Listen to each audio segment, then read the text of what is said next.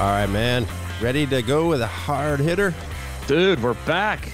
Ending the week off on a right note, been a roller coaster week for most people. I'm just trying to stay smooth and sailing through. It's a Friday. It's November 8th, the year. It's 2024. Welcome aboard, everybody. You listen to the Crushing Iron podcast, and this is episode 812. Yeah, it is. And I think we both have nice 812. days we're looking at. It's a beautiful day here in central Wisconsin. Central Wisconsin. I was going to say, like, Central Wisconsin, 812. That's like that's a shout out to one of our most populous areas. Yeah, what's that? That's like Indiana, Louisville area, I think. Like the southern Indiana. We got a lot of athletes there. So yeah, it's a shout out to we got a lot of OGs in that area. So yeah, this is a special shout out to them. But yeah, it's not sunny, but listen, I was in a hoodie, hat, and sweatpants on my walk this morning with waffles. So all is good. The leaves are falling, and I'm a happy man. It's a little bit of a slower week this week.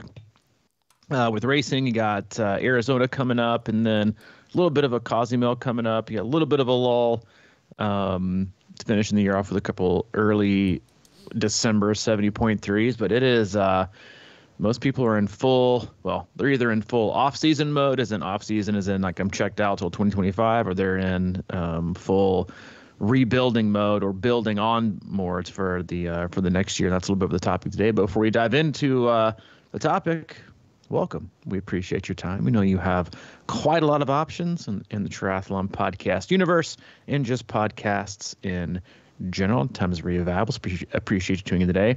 We cover it all. We do swim, bike, and run specific podcasts. We do race recaps and also a lot of race previews. But for the most part, Mike and I, as coaches, athletes, best friends, we just sit back, relax, have an open, honest discussion about what we're going through in life, not just as human beings, but also as coaches and athletes ourselves. He and I also like to talk frequently about what our own athletes are going through.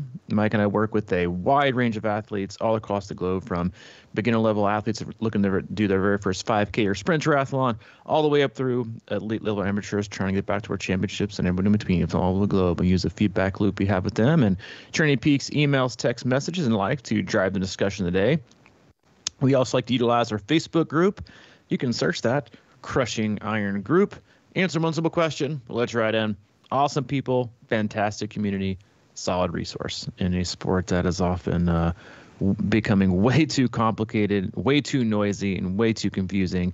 We like to at least do our best to offer a safe, actionable space to get great information, answer your questions, to hopefully allow you to avoid some of the pitfalls and mistakes we made along our own journeys. But that is it. We have no sponsors. We have no ads. But we do have a very important agenda, and that's to try to do our best to keep you happy and healthy in your endurance sports journey. Yeah, we do. Now, since you were talking about a lot of options in the podcast universe, when we don't talk, as you know, about politics or anything like that. But I would like to say that I find it interesting because I've been listening to podcasts for many, many years, and I introduced you to the concept of a podcast. You are like, what is to that? Me, the Godfather, man. Yeah. So, I mean, I was way in a long, long, long time ago. And I just find it interesting because a lot of, You're an EA early adopter. Yeah. Not always, but sometimes with things. And, the coverage of the election the other night was for the first time, really, streamed on places like YouTube and other platforms like that, and it just brings me warmth to my heart that a lot of those streams actually beat the mainstream news in their viewing, and it was like the first time that kind of put like a legit nail in some of that coffin out there, and I just found it interesting, and we've been doing this a long time, and we obviously this has been a huge part of the C26 community. So it's just really cool that kind of, people can do stuff like this, and we're creating, kind of we've always just created our own little niche, and I just think that that's obviously the future, but it's just really interesting to me. I don't know. I mean, it was like a domination effect out there, Well, I mean, this wasn't meant to be our topic today, but we can go there. We don't have to go there. I just no, wanted I mean, your point resonated with me because it's very similar to. I haven't had a chance to respond to this email yet, but one that I got early this morning, basically just talking about the, we run the online coaching business, and there's all that, back in the day there were very few online coaches, and now, I mean, most professionals, their coaches are online. They write their training plan online. I mean, coaches, they write. I mean, that's us, right? We work with athletes online, and there's a ability to bridge that gap. And when you were talking, I was like, being stuck, whether it's 10, 15, 20 years ago, to only being able to listen to local news, or now, mainstream news like MSNBC, Fox, CNN, like you ain't got a lot of choices. And you also know, like, they're all full of shit, if we're being honest. They're all directed in one way or the other. But with podcasts and with different platforms now, you just have so many more opportunities to pick people that you want to listen to, whether it's because of their views, or maybe sometimes it's because of the difference in views, or maybe it's because how you respect them, education, or maybe it's the delivery of how they provide the information. And because to me, that's a huge thing. That's coaching and teaching. You can have all the knowledge in the world, but if you can't articulate it and put it out in the universe in a way that's consumable, then no one's ever going to learn from it. And so I think what you were saying is so true. And I think no matter where you stand on really anything, having an opportunity to, sift through the thousands of options of, actionable, whatever it might be, news, whether news or research or coaching, to find someone that, resonates with you, that you can enjoy listening to, and you feel it's more of an authentic transaction, even though they're not listening to you. I mean, that's our podcast, right? Like, I mean, we have listeners that have listened to us for, 812 episodes, or they've listened to probably over 1,500 of our episodes because they listen to them more than once. Like, they have a relationship with our podcast, and then we don't necessarily have a personal relationship with them, but we do this because we enjoy having a personal relationship with each other, you and I, but also when we come into contact with our listeners, whether it's our athletes or emails, text messages, whatever it is, at races, it's nice to have that. So I think that's been a huge missing piece. Like, in most news platforms, and most platforms in general now, not now, but they've always been that an anchor or a person who's interviewee is talking at people, right, to tell them. And then now a lot of formats are going to more like discussion, laid back, absorb it, consume it how you want to, take what you want to from it and make it your own. I think that's a step forward in direction on every platform, regardless of the topic in hand, whether it's news, sports, triathlon, gardening, checkers, underwater basket weaving. I think it's a healthy way for us to create our own belief systems, our own thoughts and ideas through conversation, and not being limited to the voices that we hear that are talking at us. Yeah.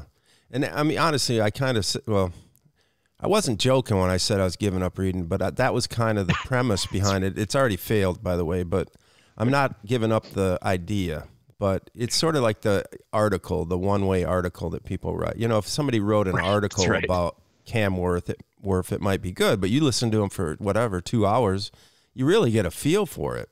And we have so many choices like that, and, it's Courtney Dauwalter. I've listened to her on a long-form interview. It's just interesting to hear the little things and, that aren't eliminated because there's limited time or space or what have you. And I think it's the thing, though, what it does too, though, is it kind of opens up so many more choices. So you kind of got, and I think at the premise of why I even said something so silly about giving up reading is that a lot of times I'll be reading it, it's sort of like I'm looking for something to confirm what I'm thinking in my gut.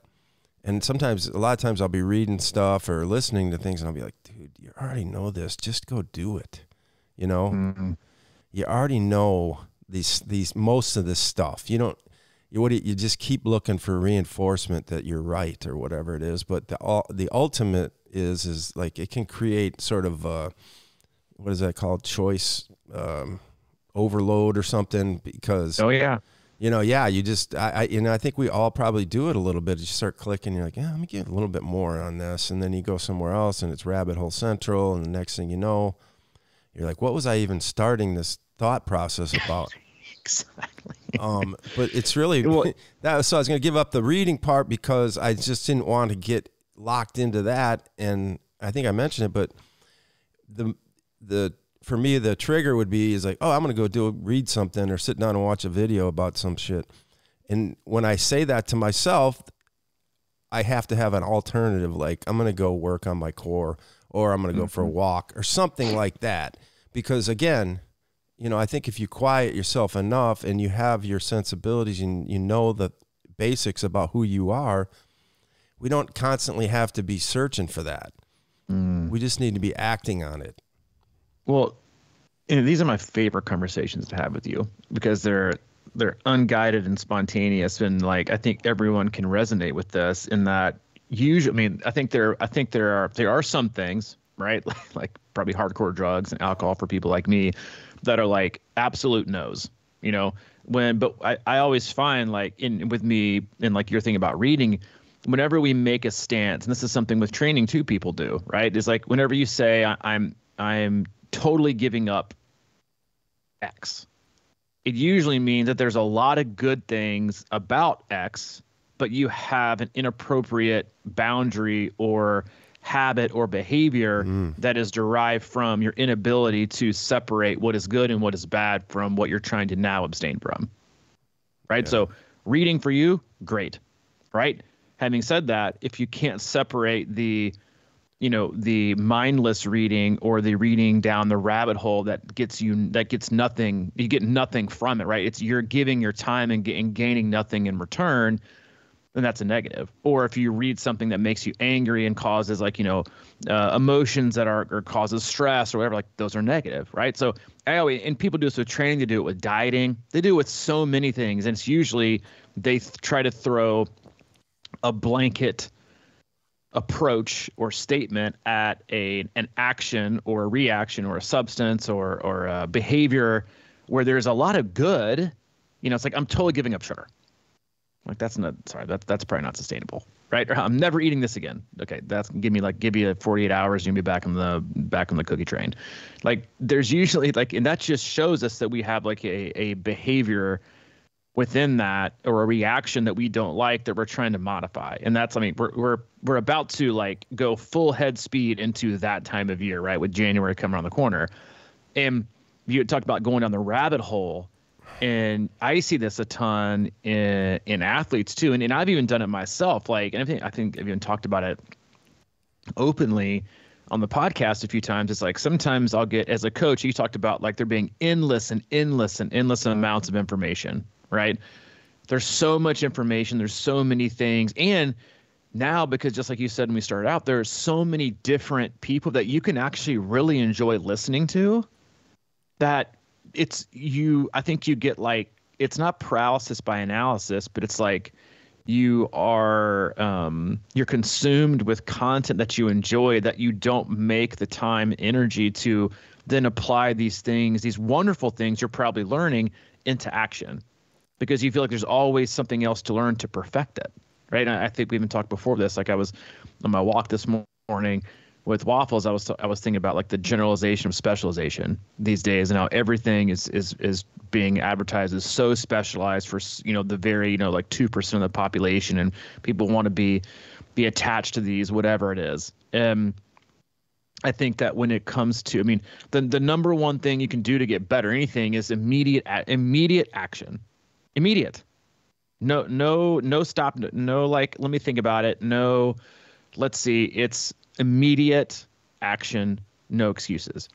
And triathletes especially, and I think a lot of type A people, and even people who aren't type A, but generally love consuming information for, maybe it's just increase their knowledge or expertise in a specific area, but they get so caught up in waiting to start that they delay ever starting, and sometimes never even start. Or when they finally do start, they've tried to make things so specific and so dialed in and so detailed that you're setting yourself up for failure. And there's absolutely no way to make that sustainable. And as an athlete, the best thing you can do is stop trying to plan when you're going to run or start to plan when I'm going to start. Just get started. Go out and run tomorrow. Go out and run today. Because the more you put it off, the less likely you are to achieve it. And I think about this not all the time, but very frequently, especially this time of year. Well, I do this every year, every November, listen to the podcast.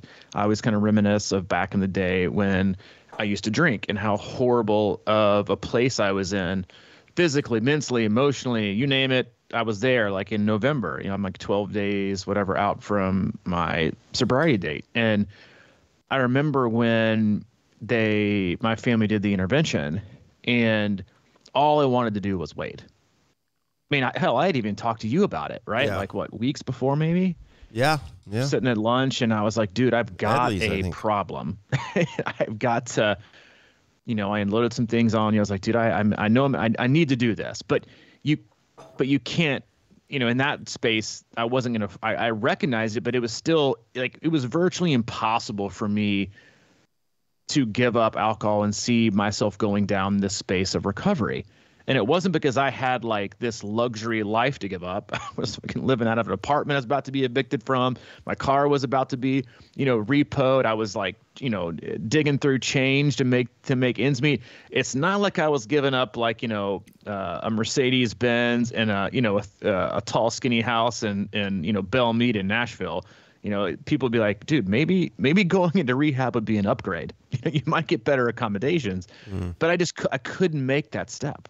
I just could not do. I was paralyzed by what might or might not happen next. And then when my family did the intervention, they caught me like the perfect time. And I remember sitting there and I remember it as vivid as yesterday. It's ironic and slightly weird to know that I had just opened up my laptop to open up Training Peaks. I was coaching back then. And it was 11 a.m. and around 11, I had just poured my first glass of vodka and strawberry kiwi Crystal Light. And you got to keep the calories down when you're trying to kill yourself from the inside out. You got to keep the calories down.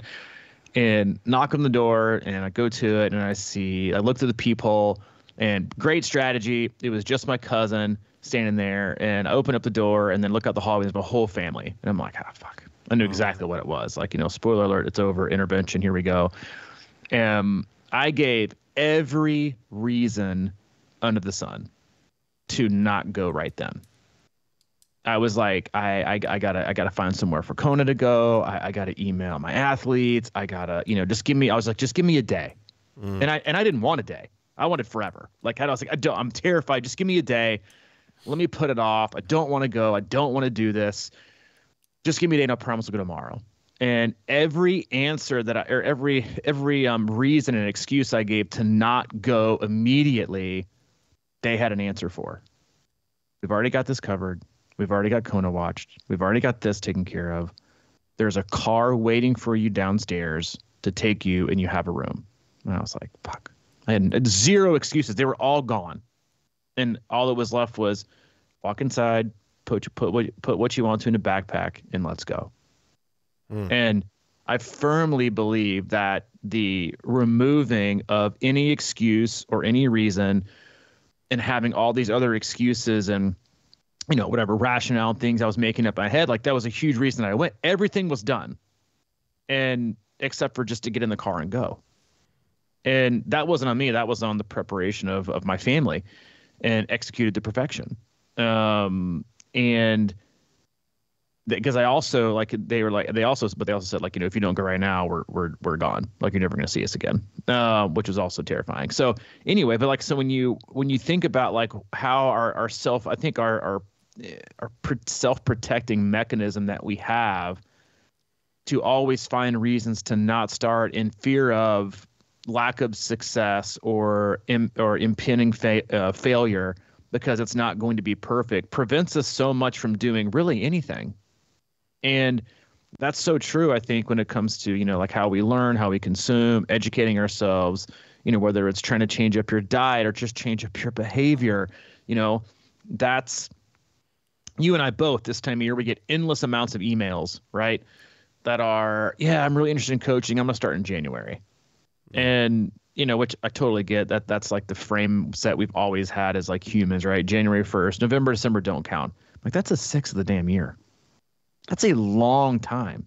And no one's saying you've got to turn, dust into gold for November, December, but think about how much further ahead you're going to be coming out of the holidays with just a little bit of direction and a little bit of structure and the groundwork. Because to me, as a coach, it's not necessarily about really, really gaining a ton of fitness. It's more about keeping some level of behavior and routine into your plan. And what happens a lot of times, and again, I said this before I went down this whole rabbit hole myself, is, knowing the amount of things that I know about training and physiology and adaptation. Like sometimes if I'm trying to write my own plan, I will overthink it to like the 1,000,000th degree and then try to plan out like the perfect like 8 to 12 week block. And I've just figured out that this doesn't work for me anymore. And so now I've just like basically like created like a weekly structure of what I'd like to accomplish with running. And then I kind of make up my own decision, like not every run, but I leave a lot of wiggle room and just have a general outline of what I want to accomplish this week. And if I want to go hard, I'm going to go hard. I'm not afraid of what it's going to do to my training. I'm more concerned about continuing to run 5 to 6 days a week like I have in the last 6 to 8 weeks. And I've been able to keep that up only because I chose to just start acting on it and stop planning. And that has allowed me to be, probably the best run fits I've had all year, which isn't saying much, but it's still better than still planning and doing nothing. And I think we get trapped with that a lot with just training, whether I'm training as an athlete, or I'm waiting to train for this race, or I'm waiting to get serious, or I'm waiting to adjust my fueling, or I'm waiting to adjust my behavior, or, I'm going to, wait to give up alcohol because once I get to the holidays, or I'm going to, break off this relationship once I get here. Everyone waits. And, I think there's a lot of power in yes, you need to be thoughtful, but there's a lot of power in just acting and moving than delaying and waiting. Yeah, that kind of relates to one of my favorite phrases or whatever. It's called premature optimization. It's we decide we want to do something, and then before we decide we actually do it, we think about it for so long just to come up with the outcome when we don't even know if that'll be the outcome. It's like planning something and then having the outcome perfectly articulated before you even start it, and then everything goes different anyway after you try it. But it's interesting when you talk about that intervention, and you kind of had power support group there that just had everything planned out, and it's like, here it is, you're all set. But, wouldn't it be interesting? I was just thinking about when you're saying that, wouldn't it be interesting if people did that for, friends or relatives that just sit around on the couch all day and eat junk food and watch football? It's like, hey, it's time to get your act together, man, because this is just going nowhere, slow. That's the thing too, right? It's like, it's not as dramatic sometimes, but, as I get older and see a lot of people that I knew and grew up with and they kind of live that lifestyle, they get to that point of no return. And that's interesting what you said about, I'm gonna start, coach, but wait till January, February, or whatever. It is kind of that thing, now you're giving yourself 3 months of that stuff, and maybe you don't come back, and then it's the next year and what have you. And I do think that there's something to be said about definitely starting. And that's what I mean about when I think about something like I'm gonna go into this like digital comfort food or something like that. It's sort of like, I can just go get away from it all and not worry and just be distracted by anything. So when you have that thought, that's why. But I'm so big with talking to my athletes, because a lot of them, they do struggle to find their groove and consistency, and I totally get it. I'm kind of an expert at it sometimes. So that's why I'm always so interested in finding that little thing that you may not think, it's for me lately or the last several months, it's just been rowing, right? Because I just have a rower sitting there and I don't have to do anything, spectacular on it. But if I get on it for even like 3 minutes. I don't know if you do rowing much, but it's not easy. And if you get on there, and sometimes I'll say to myself, just get on for like 100 rows. And that turns into something else every single time.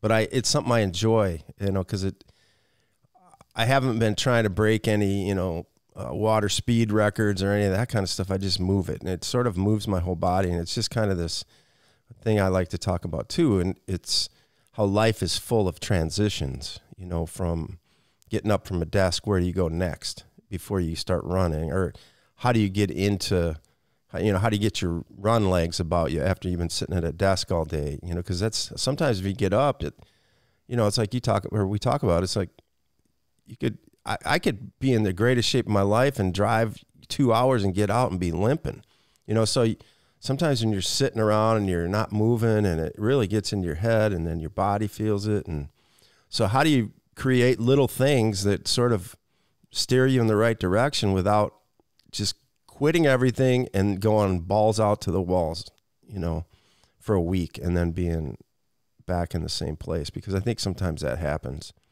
We get, I would give up reading for a week and just completely not look at anything. And then I'd be like, damn, I got to start looking at something. And then you just can trick yourself into going kind of back to where you were, slowly but surely. It's a little virus that gets in your head. It's like, come on, let's go back and watch some more videos. It's easy. It's all, and that's the thing, is like, there's so many things now to like consume, that action and movement, almost feels like even more work than it ever has, and I think, I love what you said about, controlling, trying to control and predict and do whatever. I'm like, that's why endurance sports are so great. It's because you can't predict. You have no idea what you're ever, just as humans, like, we have no idea what we're capable of. And the fact that people, because I don't think it's about predicting. I think for people, it's about control. No one likes to not be in control. So like when you put this like extraordinary amount of controlling, feel or, on anything and everything that you do, and that it has to be done this way. And then anytime it kind of bleeds into, a gray area, it's not black or it's not white. It's like, it makes you uncomfortable. And when you do that with all these things in your life, it's way too much pass or fail. And there's just so many things I think we can do to progress ourselves in a positive direction. That has to do with, one is just because, like, in my opinion, doing something is always better than nothing. And when we look at like how the world has been developed now, and how easily and accessible things are with, every platform imaginable, and we're part of that platform, right? We're part of a podcast that goes out and people can listen to it for free and then make what they want from it, But when you get so, I think when you pin yourself in such a small corner of a stance or a belief or a structure or a like, I can't do this or I have to do that. Like, again, outside of things like, I can't drink or other things, it closes more doors than it opens anything.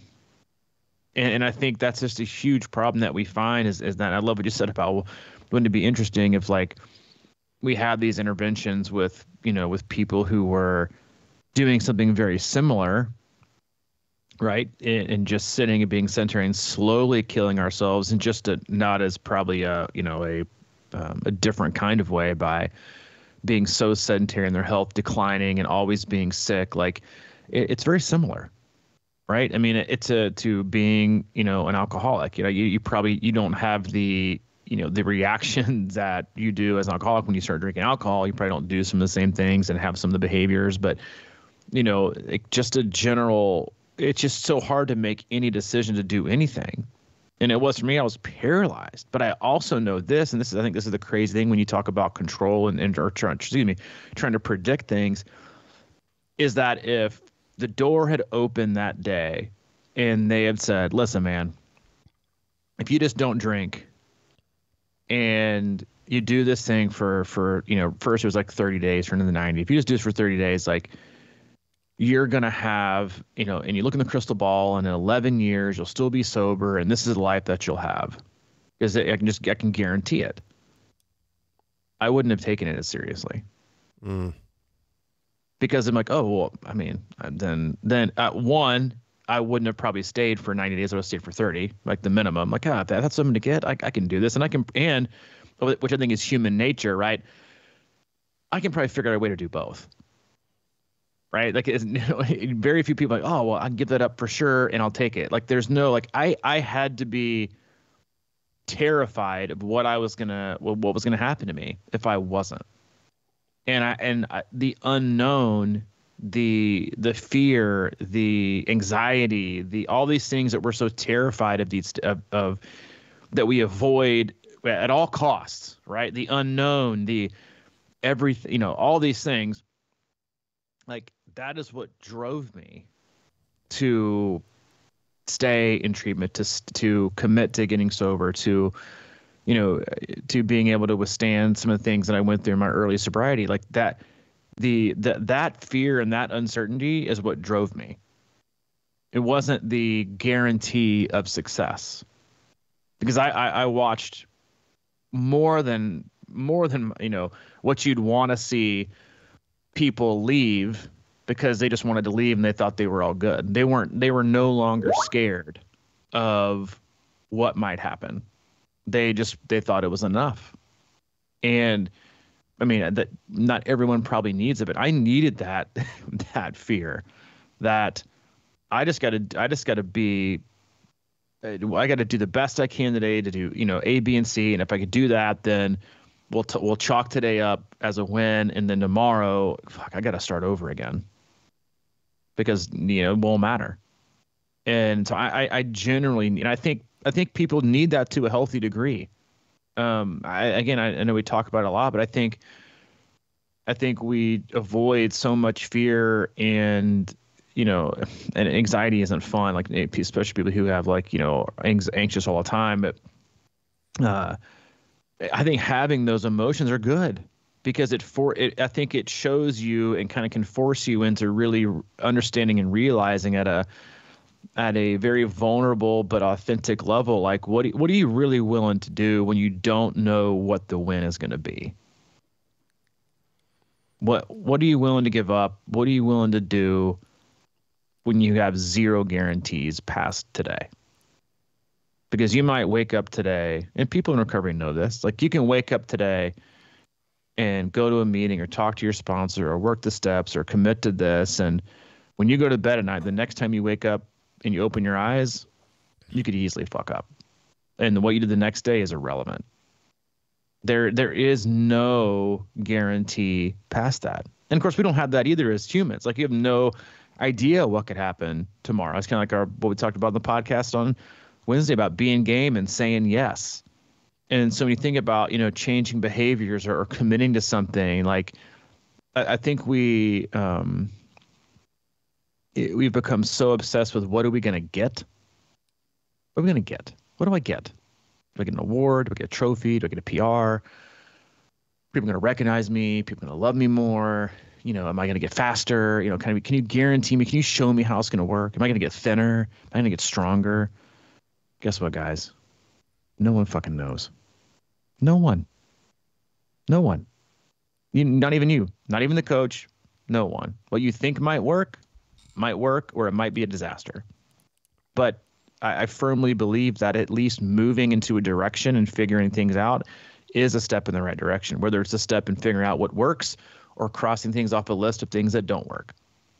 But and I also think that everyone waits for the best time. My intervention's another great example. Like everyone waits for the best time. And I did that like the 2 months leading into actually getting the intervention. I was like, wait a couple more months. It'll be better timing. And, it was all bullshit. Every bit of it was bullshit. I just didn't want to do it. And that is like the season of life that I think a lot of people live in is this, I just got too much going on and some people have a lot going on. Guess what? More people that got more going on are doing more.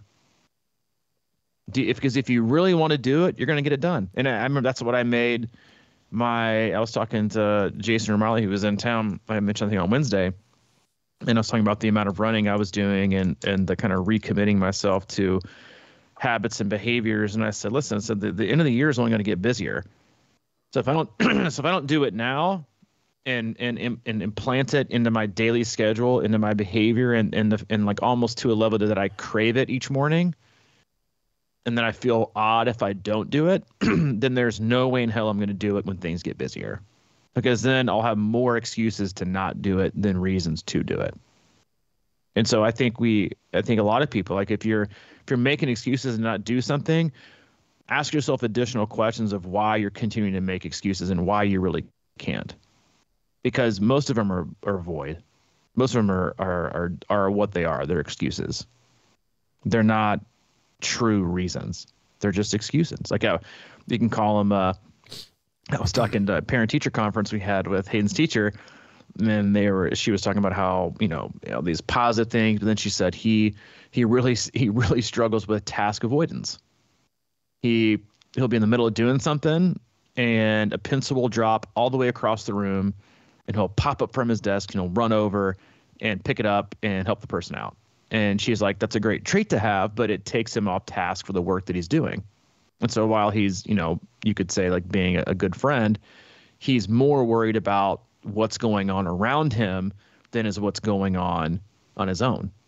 And that's also more important than a person dropping their pencil, because he was having this, like they do his multiplication test each week, and you get 60 questions. Anyway, he had missed one. He was getting really cried last week because he didn't pass his 4's multiplication test. And so the last 3 to 4 days, I've been quizzing him. I've been making up a quiz on my own, giving it to him, and then yes, because he was getting distracted by someone counting down. And so yesterday before school, I wrote out a test, 64 questions. And then I told him, I said, listen, you got 5 minutes, and throughout this next 5 minutes, I'm going to try to distract you at least 5 times. And I'm going to try to get in your head. I'm going to try to distract you. But the only thing that matters is what's going on in front of your paper. So anyway, we did this mock quiz. I tried to interrupt him 5 times and blast him music. And anyway, a very, very unconventional, I'm sure, teaching method, but he aced it, got 100%. And so I think going back to the task avoidance thing is, I think a lot of times, same thing with going to read and gain more knowledge, is we find it easier to sometimes invest in other people and what they're doing or other options. And that in turn gives us what we feel like is a good reason. Well, yeah, I couldn't do it today. I had to go out and I had to go water the plants of my neighbor. I had to step up. That's fine, but you still could have got your run in, right? That is an excuse. Right. But if it's a reason that makes us feel better about the thing that we didn't do, then we feel like we get a pass. And I think a lot of times it also goes with inaction. Yeah, it just doesn't make sense to me to start right now. There's a whole lot of bullshit behind that for most people. It's either fear or discomfort or the unknown, or probably the fact that they failed at it before and don't want to feel that again. But there is really no ever good reason to wait to do much of anything. Because you can always be moving forward in some direction. So I think task avoidance, or whatever you want to call it for adults, is a very true thing, because we get just as distracted. It might not be, our friend dropping a number 2 pencil across the room, but we get just as distracted on the stuff that we're doing that's supposed to be meaningful and impactful for us as individuals. And if it's something that's not meaningful and not impactful and irrelevant, it's almost more attractive to us because it takes us off a task that's really supposed to be for us. Yeah, man, when you're talking about, because my dad went through recovery, and so I learned a lot through him and everything like that. And the talk about how, living in the future, or worrying about what's going to happen and everything like that, it all kind of boils down to me about being grounded. And I think he used to talk about when you go to a meeting, I would assume that it's kind of this sort of brings you back to the moment and grounds you. It's sort of grounding in the moment kind of thing, and not getting ahead of yourself and fearing what's coming down the road, or You know, they talk about how depression is obsession with the past and anxiety is worrying about the future and all that kind of stuff. So to me, it's really this, and it's a weird thing because I really know that there's nothing more powerful than just being here right now. You know, we can have all the plans we want outside of this podcast, but if we're right here invested in it, that's when you're the most happy. So, I mean, I think the trick is to always kind of be there in that moment. It's not easy, as we know, but, you know, there's all these books about it, and this is kind of what it should be, the power of now and all that kind of stuff. And I really do think that, I mean, because it's really all we have, right, is the moment, but that is such a crazy concept to grasp, you know, but it is one of those things that's sort of, you know, when we think about being grounded in life, it really is about being right here and not stressing what's going to happen, you know, 8 years from now and even tomorrow for that matter, because all you can do is what you're going to do. So, you know, that's one of the things that I personally love about jumping in cold water is that it's a training mechanism for me. It just is like, 'cause you really kind of forces you to be in your breath and be in the moment. And I think, you know, as you were talking, I was also thinking about shit like, you know, I've done a bunch of Ironman races, and some of them I've really gotten on location and had a good old time and just kind of walked around and checked things out and been with people and had, you know, enjoyed the whole week, because there's a lot of people I know who get so anxious about the race, or any race for that matter, that like that week before is a black hole. It's like something you don't even, you know, think about. You're just kind of all in on that day, and you lose, you know, you get so, I think, tense about it, really. It's sort of like, you know, being on site at Ironman and getting out to dinner and meeting people and having a good time. Those are the times I have my best races. But if I get all up in my head and, you know, just, I got to be focused and listen to Rocky music like for 2 straight days and shit like that, that's when, you know, you're not even really, I don't know, embracing the process of it or something. And that's what I really struggle with a lot.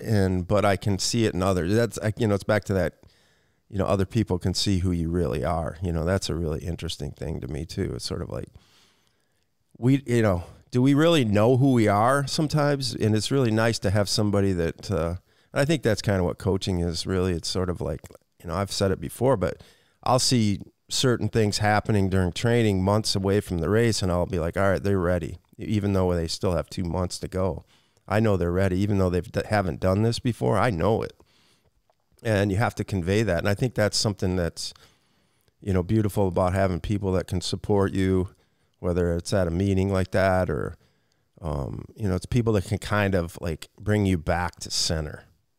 And to me, that's the biggest challenge in life, really, is just being with what is, you know. I think having people to prod you and support you and shove you is like one of the most underrated things we can have, instead of like participating in non-action with you. Because I mean, those are usually your best friends, right? No one likes to hang out with, not no one, but you know, you like to hang out with people who are doing the same shit that you're doing. Mm-hmm. So to like, I think a lot of people feel like they have to give up a lot when they change a behavior, they make a move, because then it becomes like everything, like more parts of your life change. Yes, in a positive way, but it's not just one. Usually that is affected. You know, like if I went out to 3 Crow at 1 a.m., I'd be annoyed as fuck. If I went and did that now. Back then, it was like dream life. Yeah. And so, you know, like, I mean, you did the same way. So it's like, I mean, want to be pissed I was awake, but it's just like there's so many, and I think we find ourselves feeling alone when we want to make these individual changes, which I think, wow, you know, having a coach, being a part of a group, like these are such underrated pieces of whether it's positive peer pressure or accountability to, and I don't think it's really to question why you aren't It's to inform you on why you should. Right. And I think that's why setting examples that's why normally a lot of athletes that I coach, like they genuinely do what they do because they want to set a great example for their kids. And they want to show them what commitment looks like, what effort, looks like, what sticking with the goal is like. Like no one wants to set out an example to like, all right, I'm going to do this and I'm going to show my kid what it's like to bail halfway. No one does that. Right. Sometimes you do it, but no one openly, like, that's not their goal. And so I think, like, again, when you look at this time of year and you're spending an enormous amount of time in front of your spreadsheet or in front of your calendar or your Training Peaks, annual plan, or, deciding on what to do and the perfect race schedule is like, if you're doing that and doing nothing during the day, or during the week that has to do with like training and getting better and taking care of yourself, then you've got your priorities wrong, right? Like I think it's kind of similar. Like my grandfather always said, he said, it's easier to find a job when you got a job. Yeah. And I find that to be so true. Like it's better to figure out training while you're training and while you're doing it than it is. Like I know for me, when I'm as like a coach, but also as a athlete, like I have always found my best like aha moments or figuring something out, they've all been during action. They haven't been sitting behind my desk. Because it causes you to like feel and think. And I think that's why also it's like important for, as coaches to move and feel, because like, you know what that feels like. You know what a session feels like to give it to somebody else. Like, what you're now asking them to do on paper, what it feels like in real life. And so when you think through those things, or you're also like, you're listening to a podcast, but if you're doing it while running or while riding, or that you go in and hop in the pool and you've got nothing to distract you and all you can do is think, like that's when the noise fades and the ideas kind of bubble up because they've been submerged and they've been, suppressed because of all the noise you're consuming. That's when you have these like aha moments, not when you have 4,800,000 things going on at one time, right? 98 conversations. Like, would you rather have like would you rather go to like a hole in the wall coffee shop and sit in the corner and have a great conversation with like, in the middle of the day when no one's in there? Or would you want to, walk into, a Starbucks in the middle of Manhattan at 11 o'clock? Probably not that. Yeah. And so I think when you think about, like how you can breathe and feel and decide and be present in isolation, it's not just being alone. It's like without extra influence. And then when you make that, it's to do it while you're in action. It's very rarely like, yes, you can meditate and have these moments of clarity, but I think as athletes, like we have some of our best. I mean, I rarely ever get a comment from an athlete that's like, hey, Mooch, man, I've been sitting on the couch for like 3 hours doing jack shit and being lazy, eating some Fritos, and I got like this really cool urge to do this race. No, they got nothing, because your urge is to do nothing. It's to go grab more Fritos and some onion dip and probably some Reese's. What always happens is, hey, man, I was off my run today and you'll never believe what I came up with. Or I was on a long ride with friends, or I was in the pool and I was doing this. Like that's when you have your ideas. Like it's like this positive action and positive movement, creates more opportunities in your head to do more positive things and to do more, not to do less. And so if you find that person, you've had a long season, whether it's a long season, a great season, a terrible season, and you're like, and you've already given up the next 2 months, I mean, who cares if you get a coach or not? Like, just reevaluate what you're going to lose versus what you could gain from behavior, for your health, for your mindset. Because honestly, one could argue the months of November, December are when you need activity the most, because those are some of the most stressful times of year for people. You just had the election, regardless of what side you were on, it was stressful. You got the holidays coming along, where most people would say that family, being around family is stressful. You got travel, your kids are home, the weather's changing, food opportunities are now going to be at like at a different level. You could argue this is the most important time of year to do something. Mm-hmm. because of all the outside stresses, right? You got, work parties and dinner parties and trips where, eating and drinking and all these things, just like, party central, families, extra work, deadlines, end of the year, things you got to do for business. You've got kids are out of school. You got to take care of them. You got to go Christmas shopping. You got to figure out the right presents. Jesus. First of all, like, it wouldn't be that big of a deal if we all didn't choose to skip Thanksgiving, went straight into Christmas, but that's a topic for a different day. But when you working out, it relieves that stress. It allows you to be in a better position. So if you're that person that feels like this is the great time of year to shut it down and give it up, I think twice. That's my TED Talk. That's your TED Talk. Yeah, no, I think you're right, man. You make better decisions when you're in that spot too. And I know a lot of people listen to the podcast on the trainer and whatnot. And I think it is smart because, there's a lot of ideas that people have and give and share and whatnot. And I've always been, this is interesting to me. I just was remembering it. You can talk about YouTube videos and watching things that, you enjoy and blah, blah, blah. Lately, I think it's because I still miss drumming a little bit. And that's been my guilty pleasure. Lately, I watch these drum videos where they'll bring the studio drummer in and he'll show you how he played the original track on the record. And I find that fascinating. Well, one of the guys I stumbled on was this guy who played on Michael Jackson's album, and there's a video out there where he plays Smooth Criminal. Mm-hmm. It's got 71 million views, and it's blows my mind, but it's super compelling. But the interesting part of that is now, I don't know if you've noticed this out there, but the new hot thing is reaction videos. So now, not only are we interested in one person, now we're kind of interested in what some random person has to say about it. About the video. Yeah, right? So they put their self on the video and talk about the video as you watch. And so these random reaction channel videos are blowing up now too.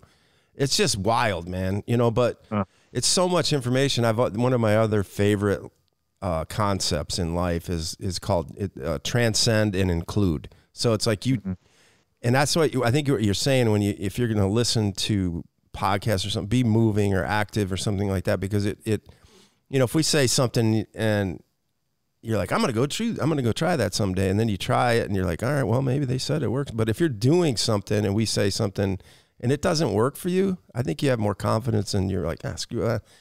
I tried it, but it ain't going to work. That's not working for me. And I think most people know what works for them the best.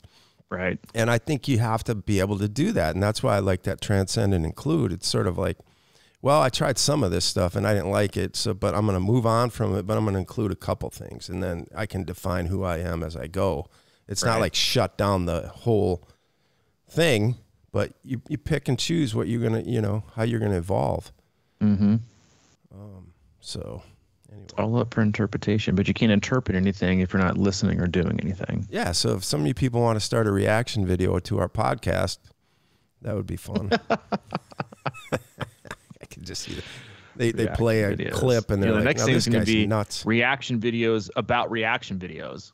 Well, I thought about that, actually. I was like, that could be my niche. I really like how this guy critiqued that guy. Yeah, I'm gonna critique your critique about that critique. Yeah, that's phenomenal. I could just see this going on forever. There's gonna be 80 Zoom boxes on one channel, and the guy in the corners just reacting to all the reactions. That's what it is, though. The reaction guy. It's so weird, I'll just pull some little kid will be like, "I'm gonna react to this video." I'm like, "Oh, I can't wait to hear what you say about it." Because you're on TV. Mm-hmm.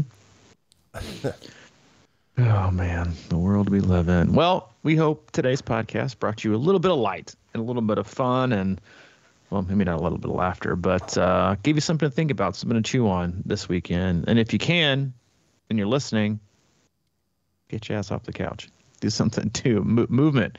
Move while you're listening, even if it's just a walk or walking around the kitchen. Consume it. And again, we hope you provided some good things today to think about as you head into the weekend. We head into the end of the year, but it's just another month or two of the life that you have. So do the best you can with it. As always, we love you guys. We appreciate you. Go to our website, c26triathlon.com, and is our one-stop shop for all things coaching, camps, and community. If you need anything from Mike, he's available. Mike at c26triathlon.com. If you need anything from me, Robbie at c26triathlon.com. Yeah. Thanks, man. Good luck to the Vols this weekend, man. Thanks, man. We need it versus Mississippi State. We can't overlook them waiting the Bulldogs next weekend. Oof, what a gauntlet. Yeah. We'll see how it goes. We got a bye week before Oregon comes in and beats us by 70. No, I don't know. Yeah, this is like you never know. You never know. Exactly. You never know, man. That's why we play. That's why they play the game. All signs point to an absolute destruction, but then all of a sudden it's like, oh, we stuck with Oregon. Maybe we do have something going here. Exactly right. And that's, listen, maybe he's going to use the bye week to install the wing tee. That'd be phenomenal. Wouldn't it? Bring it back, baby. I just assume power I. I don't know. Yeah, I'd rather go 9-3, ball control, 8-5 or 9-3 with power I and just smash people all day. That'd be fun. Yeah, I think that's the most underrated thing in college football now is running the play clock down to less than 5 every time you have the football. Understandable. Everyone's going the other way. We should have just stuck with who we were and just kept running the football. Shorten the game, and it shortens the game, and 2, it takes them out of rhythm because they're not getting the ball back every 2.5 minutes. Exactly. I mean, that was our MO for many, many years, and now it's like just throw the ball around a lot and without talent, see what happens. So if you're a struggling college football Division I program and you need help, reach out to us. You can reach out to either one of us at c26triathlon.com. All right, dude. Well, have a good day or weekend. See you, buddy. You too, bud.